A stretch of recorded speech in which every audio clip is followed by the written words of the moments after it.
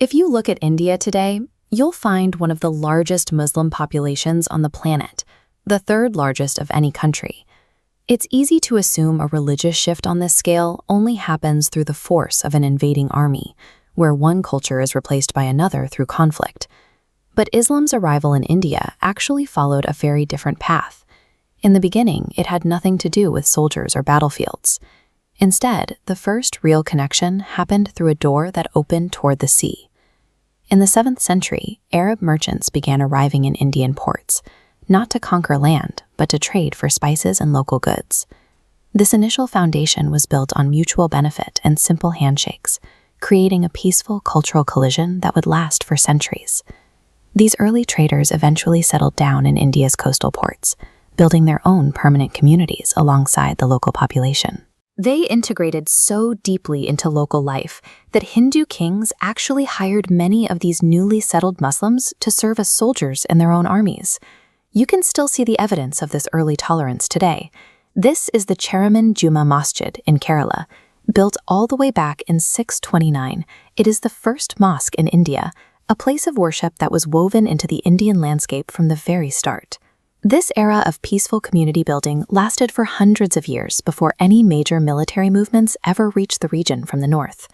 Because this growth was voluntary and based on shared interests, it created deep social roots that an invading army could never replicate.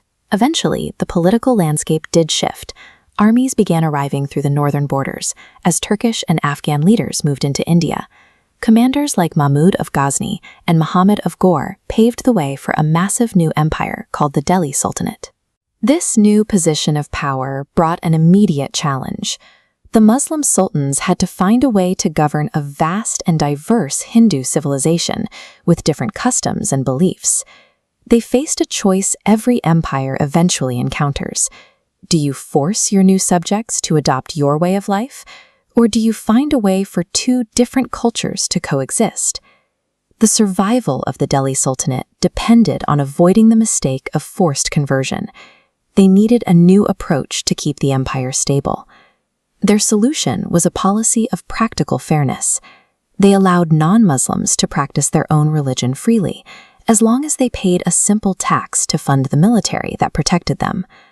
This sense of justice and security was so effective that many locals actually chose to convert to Islam out of respect for the Sultan's fair treatment.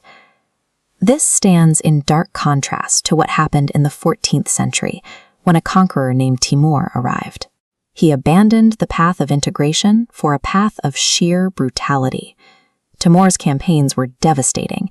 He destroyed entire cities, and famously ordered his troops to build towers out of the skulls of those they slaughtered. These two eras teach a powerful lesson. While the Sultan's fairness unified two civilizations, Timur's extreme violence resulted in splitting the Hindu and Muslim states apart.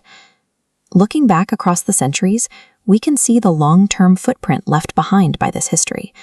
The enduring legacy of Islam in India grew from the deep roots of peaceful merchants and tolerant rulers, a much more permanent influence than the temporary destruction brought by Timur. Over generations, these two cultures shared ideas and traditions, creating a vibrant new blend of architecture, society, and daily life that remains a defining feature of the region. The hundreds of millions of Muslim citizens in India today represent the living result of generations of cooperation and shared history. History shows us that when vastly different cultures collide, the ones that truly thrive are not those that try to erase each other, but those that find a way to blend together.